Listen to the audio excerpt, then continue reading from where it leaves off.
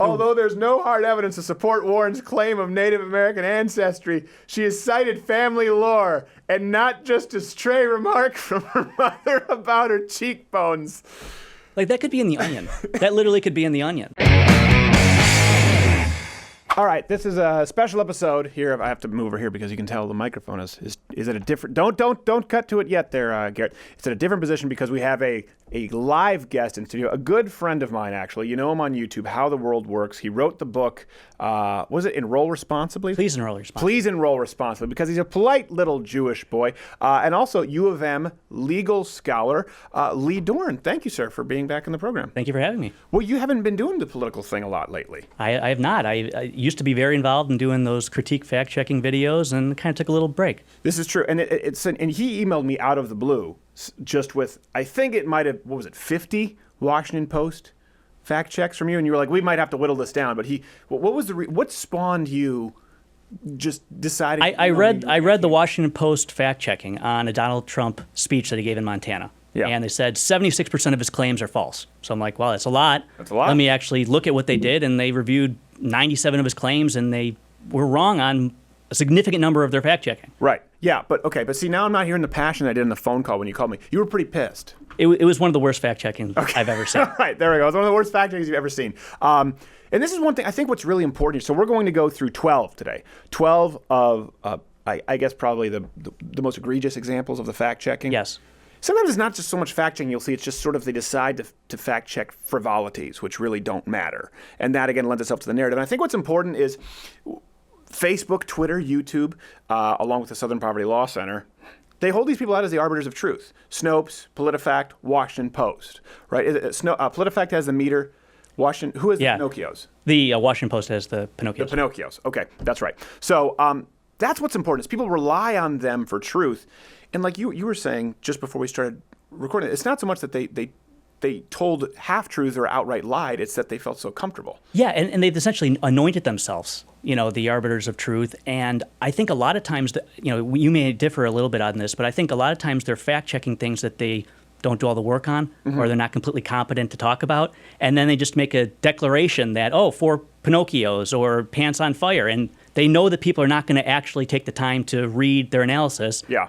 And those type of headlines is what makes the news. I don't think you're wrong, but it's a 50-50 shot. If you hire someone incompetent, why wouldn't these people be incompetent and give us one every now and then? Why are they incompetent? And it always stacks up against Donald Trump or conservatives. So that's true. I think Adam Carolla has made this point before that, if you expected someone to deal with change, back and forth, you'd expect to win about 50% of the time if they were always messing up.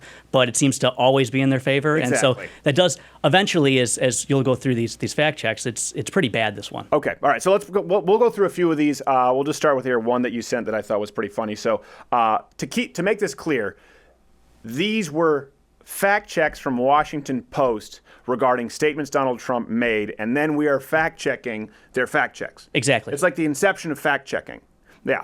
So first we'll give you the quote that Donald Trump gave, and then the claim. So the quote from Donald Trump on this one was, "Yes, John Tester voted for liberal Obama judges who tried to take away your Second Amendment." Washington Post claimed this, misleading. Right? They said it's not clear which judges Trump was referring to, but Tester has an A- rating from the National Rifle Association. His website states, as a gun owner, John has voted against legislation that would violate Montanans' Second Amendment rights. And here it is. So this is something that they claim that it is misleading, that it's wrong. What's the truth here? What Trump said is 100% true.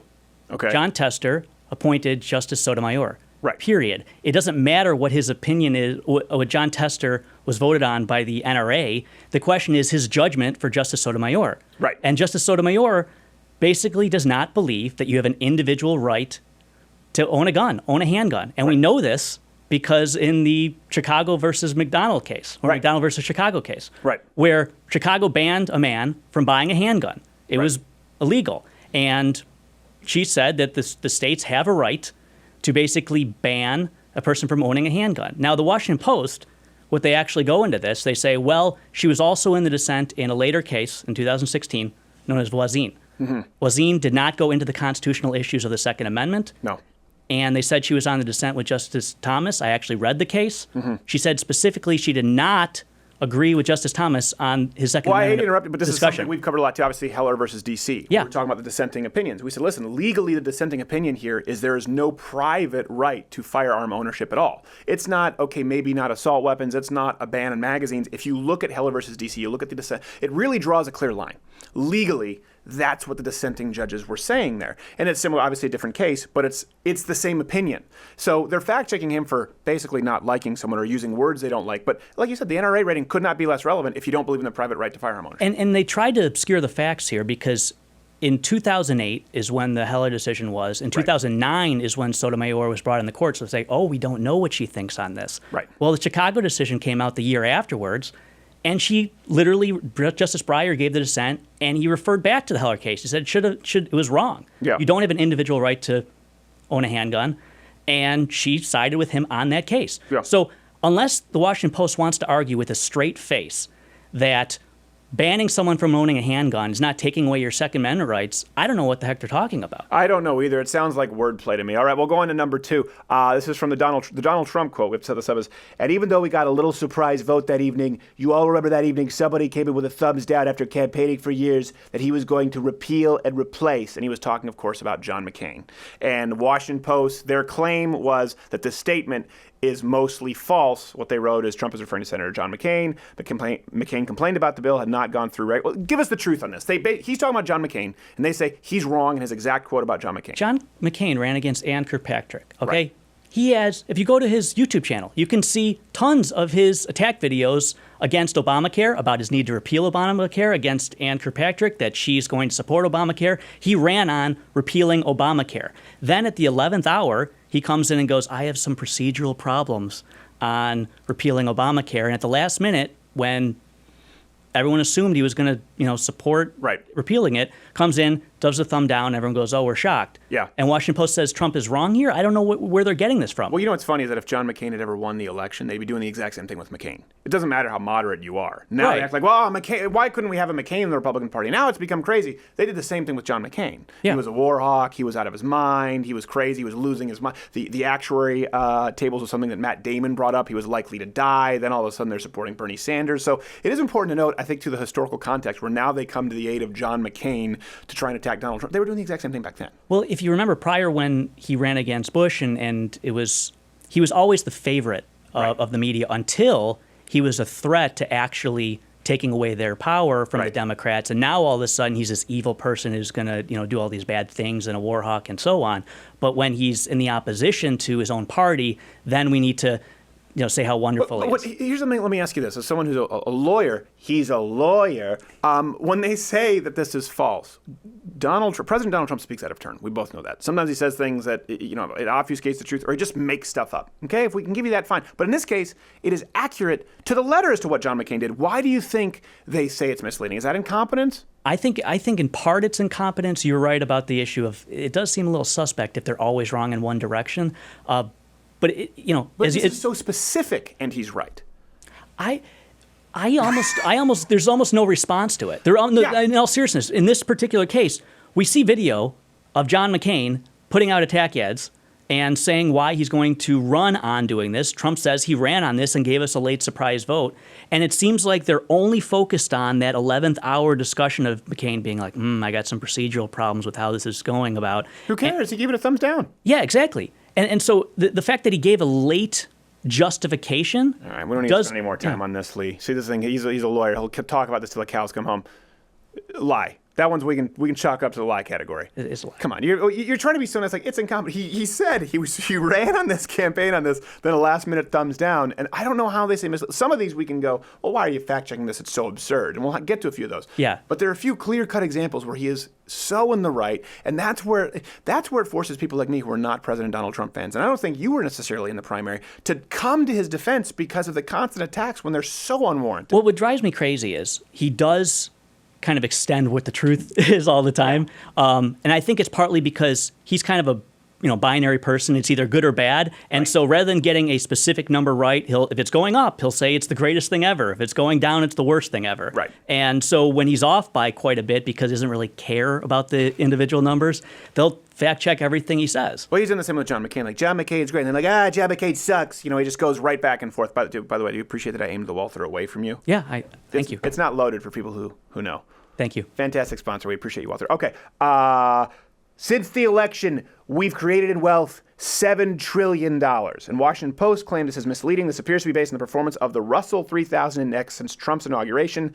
This index includes nearly 98% of U.S. stocks, but the market capitalization of the top U.S. companies is not a good indicator of wealth gains for the general public. That's you hear Hopper. He's mad that you're not petting him right now, just in case you were wondering. This is an on-air, unedited, just two guys in a studio. So what's the truth about Donald Trump's statement there about wealth creation? If you listen to their analysis, they basically admit what he said is true. Yeah, We created that amount of wealth, and you might say, I mean, even when Trump ran, I think against Hillary, he said that the stock market was a bubble or whatever he said. Doesn't matter. If you're saying the wealth is created, which it was, he might be off by 0.1, I think. If they want to get him on the 0.1, they can get him on the 0.1.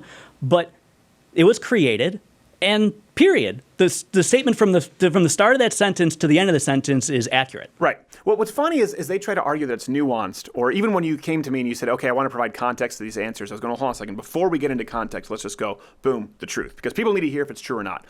And then you provide the context. And I think it's a big difference between the left and the right. The left always wants to deal in context and then not really provide a definitive statement. Whereas you do provide a definitive statement. Sometimes as a lawyer, you provide the context first. I believe in providing a definitive statement first and then the context. Good example here might be, okay, let's say I give you $10.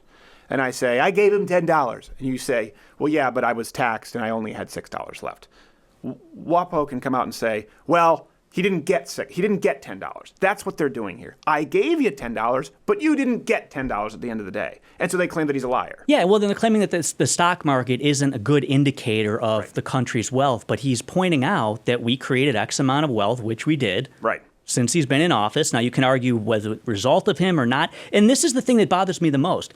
They have ways that they could actually provide analysis back and forth about a legitimate debate on policy, and they don't do that. They come out and say, pants on fire, and then they give garbage analysis. Well, they used those indicators under Obama, too, as well. Yeah. If that happened under Obama, that's why they didn't include the job participation rate. So they use different indicators when it's convenient. The truth is the number that what we're not trying to get into is not make an argument that all of his policies are right, not make an argument that even the way he's framed these things are necessarily correct, but that his statement in and of itself, which is what they're analyzing, was truthful. Yes. Okay. Here's another one that they thought was really necessary to pay. So he said, and I didn't pay $1.8 billion, by the way, in cash. We paid nothing. Washington Post claimed that this was misleading. This was Trump comparing his dealings with North Korea to Obama's dealings with Iran. This is from Washington Post. The money in question, which was actually $1.7 billion, was Iran's all along and was sent by the Obama administration to settle decades-old claim. Anyway, they go on. They provide a little bit more context, but as to the claim itself, where he said, I didn't pay $1.8 billion, by the way, in cash, we paid nothing. That's true. I mean, that's what drives me crazy. From start to finish, the claim is true. He did not pay money for the hostages. Now, the context behind that, and this is what drives me nuts. There's some truth to the way Washington Post could have responded to this, but it shouldn't be part of this fact check, because from start to finish, it's true. We basically had Iran's money frozen from a arms dealing we had before they took our hostages in the 70s. Right. And we kept that money, didn't give them the arms. They said, you took our hostages, we're keeping the money. And it's been going through litigation for decades. Right. And now Obama administration says, okay, we're going to settle this because we might lose in this international tribunal. And so now we're going to give you the money. You make Iran sound like it's Mattress Girl, but yes, it pretty much is. And they said, okay, we're going to give you this money on a settlement. And then they dropped $400 million in cash. Yeah. Airdropped that's it into Iran. Important, too, because for the left, they deal so much in nuance, right? They don't explain any of the nuance. They just say it was Iran's all along to begin with. It's like, well, hold on a second. Why was that in dispute? Could it be hostages? Could there be a long-standing crisis and negotiate? They just say it was Iran's all along, and then go on to talk about how the nuance of President Donald Trump's statement is wrong. This statement itself doesn't. You could fact-check their fact-checking of the fact-checking and get into the nuance and talk about why they're wrong and why it wasn't Iran's all along. They could actually do a good service and actually provide some context and analysis of that where that $1.8 billion comes from. Yeah. It's hard. Bees get confused with T's. Yeah, exactly. But they don't. And what was crazy is, and what Trump was referring to is, we airdropped $400 million of that literally into Iran the same day the hostages came out, and they go, it's a coincidence. It has nothing to do with it has nothing to do with the fact of the deal. In fact, we agreed to give him the 1.8 a while back, and so. Yeah, I know. This is just okay. All right. I don't want people to start watching paint dry in lieu of this, but that is an important claim. Okay, here's another one where he says, referring to, of course, Hillary Clinton. We need to provide the context here. And by the way, this is part of the big umbrella. Was it 76%? We just had the number up. Yeah. Of Donald Trump's statements are untrue. So let us know what you think. What percentage of statements from Donald Trump are true or untrue? And what percentage of those would you file under pivotal issues? Would you file under non-negotiables, close-handed issues, versus, I don't know, he gets pissed off because the Cowboys lost the Super Bowl or something? Okay. Comment below. So this claim, talking about Hillary Clinton, she gets special treatment under the Justice Department. And by the way, I also want to include same claim because otherwise we'll be here all day. He also said, how about that FBI agent? How about that guy? You think there was just a little bias there? A little bias? Oh, do we catch them in the act? It's rigged. It's a rigged deal, folks. So he's talking about obviously there. So let's start with Hillary Clinton. These are both kind of the same claim where he's talking about special treatment. Washington Post claimed that both of them, not misleading, false. Let's start with Hillary Clinton, the statement. She was given special treatment. And there's proof to this. And what bothers me is when people lie to themselves. I dare anybody to do exactly what Hillary Clinton did and try to stay out of jail. Literally take a server, put it in your bathroom, put classified information on there, send it all around, and expect that you're not going to go to jail for exactly what she did. And then when they ask to subpoena stuff, tear it all up and bleach bit it and get rid of all that. Of course she got special treatment. Yeah. Now what's ironic about this, the special treatment that they got, is if you remember, they found Anthony Weiner when they were doing an investigation on him. They found some of Hillary's emails from his wife. Well, they found out that based on the bias that they had against Trump, they sat on Anthony Weiner's material and didn't investigate it. Yeah. And then at the last minute, it became an October surprise because the New York FBI said, hey, guys, are you going to go check on this stuff? Yeah. And Comey comes in at the last minute in October and goes, oh, there's some stuff we got to check out. And ironically, the bias worked against them. I want to go back to that point really quickly about Weiner because also in that same thing was they were talking about Peter Strzok. Yeah. How it's spelled, Strzok, for people who don't know. I just never want to pronounce it incorrectly, so I deliberately pronounce it incorrectly. Did he get special treatment as well? Did he get special treatment? Yeah. Certainly seems like it. I mean, I don't know how you can be on the case and basically saying we're going to stop Donald Trump, which he said, and he texted to his girlfriend that we'll stop him, and you get to stay on the case. And well, this is a good example too, and these media outlets give special treatment. So you mentioned Anthony Weiner, and you and I both knew Andrew Breitbart while he was alive. Yeah. And I was a little bit closer with him. I worked with him more at Breitbart, but I remember he really enjoyed your videos, and we all sat down a couple of times. And the Anthony Weiner scandal, a lot of people don't remember this. Before Andrew Breitbart took over Anthony Weiner's press conference, remember they said that Andrew Breitbart was lying. Yes. They said Andrew Breitbart came out and said there are pictures from Anthony Weiner that he has been exchanging with young women on Twitter, and out of respect for his family, I don't want to release these pictures, but this is obviously very incriminating, and obviously his concern was the leverage against a sitting senator. Yeah. And they said this is a lie, Breitbart lies.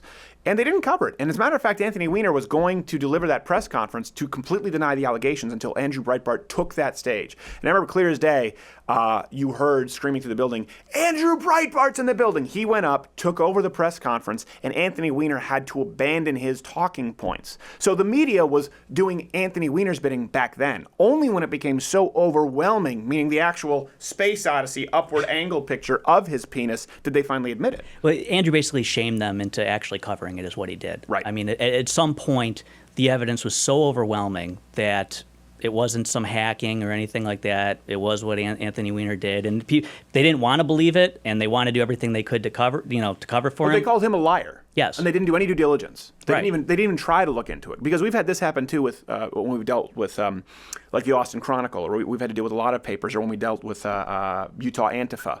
These local papers, we go, here's someone handing Jared A. Shiv. Here's them talking about luring Trump supporters, Ben Shapiro, attendees to their cars with sawed-off shotguns. Here they are doing it on camera, and every single person in local media turned away.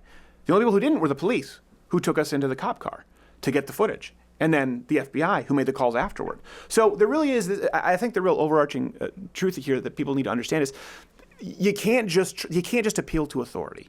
And whether it's the scientific community, whether it's journalistic integrity, whether it's identity politics, it doesn't mean that anyone's opinion is invalid. I'm not saying don't trust them. What I'm saying is you can't simply throw your hands up and say, well, I trust Washington Post, or I trust Snopes, or I trust the person who wrote this one scientific study. You do have to aggregate it and make your own inferences. Exactly. And it goes back to the point that we were talking about, is that, the people are not, they assume that the people are not actually, they're not going to go check the facts on their own. They're not going to go look up the PDFs of the Paris Climate Accords and go read it and go, that's written right there. That's what's so disturbing to me. That's what's so disturbing to me is the complete total lack of accountability. It's not that, put it this way, a bully in school has to punch you in the bathroom, right? He has to look around a little bit, make sure. But if it would be way more disturbing if bullies in school were just kicking the crap and curb stomping kids right there in front of the dean and going, okay, all right, good, have a good day. That's what's so disturbing. These people are doing it in plain sight because they don't believe that anyone has any intention of fact checking them, and certainly not anyone else in the media. Or the teachers, tripping the kids down the hallway. Yes, that could happen too. That happened to me actually several times, and the principal looked away. Yeah, when I saw the principal look away, I said, well, okay, maybe I deserve that one. All right, speaking of low IQ individuals, Mrs. We'll hit the censor button because that's her actual name. He said this of Maxine Waters. She is a low IQ individual, okay? Maxine Waters. She's somewhere in the mid-60s. I believe that. Washington Post claimed, and of course tosses under the 76% umbrella, that this is false. What's the truth? I don't even know why they're fact-checking this. I mean, does the average citizen, when they're sitting at home and they're thinking Washington Post comes out with a fact check, comes out with a headline, do they think they're really going to fact-check an insult? Yeah. Was it an insult though, or do you think that he doesn't understand that 60s is actually functionally retarded? I think Trump is very aware of what he does. You think he knows that 60s is like functionally retarded? Yes, I think he's very well aware. Get out of here. And so what bothers me is he's throwing an insult, which I don't know that I agree then. You think he knows that like 60s IQ is Waterburn baby freak out? I think so. I think so. And here it's frustrating to see this type of thing thrown into that. Again, it literally is in the mix with trade policy, with NATO, with Supreme Court decisions, with the Second Amendment, and Roger Goodell gets paid this amount, and Maxine Waters has a low IQ. It's like, how is this? I know. Well, listen, this is, of course, and Russian prostitutes peeing on furniture with the vinyl still on it.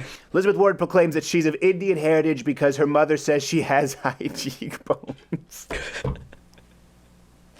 The fact that I'm reading this quote and I know that there's a fact check coming from Washington Post is what's so hard to deal with. Like, it's like when I do boxing and you're hitting the mitts in boxing and the guy says to throw a two, but he already knows it, and he swings at you before, because he knows what you're going to throw. It's like, I'm reading this, I know what they're going to do. I know what he says, and I know they're going to fact check it anyway. I don't know if I can, okay. Because her mother says she has high cheekbones. That's her only evidence, that her mother said she has high cheekbones. Washington Post claims this is false. And they actually write this. Although there's no hard evidence to support Warren's claim of Native American ancestry, she has cited family lore and not just a stray remark from her mother about her cheekbones. Like, that could be in The Onion. That literally could be in The Onion. I mean, the fact that the angle, family lore? The angle that they chose for it was not whether or not she was being untruthful about her heritage. It was she also cited not just her cheekbones, but family lore too. Yeah. And so he should have also said family lore, and then would the claim be true? I don't know, but. Well, if they cared about truth, wouldn't they just do the 23andMe? What's the genetic heritage testing? I don't know. It'd be really easy to do. I've done it. I hate that I did it because I'm mostly French. The thing is, there's no evidence that she was a minority. And back when they didn't have the internet, what they had was the equivalent of LinkedIn and these directories. Yeah. And what she did was she listed herself as a minority in the directory. And it was the type of thing that she clearly knew. I mean, you can't prove she knew, but she knew that if you were listed as a minority, you would get some preferential treatment for hiring. And she was listed as in the directory as a minority. And Uncle Sam's none the wiser.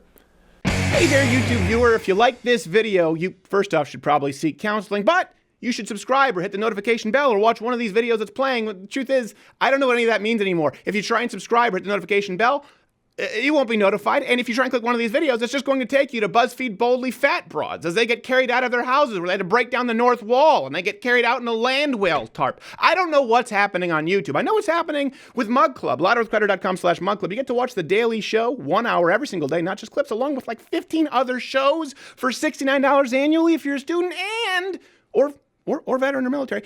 And you get to keep us here on YouTube for free because we can irritate them by your support.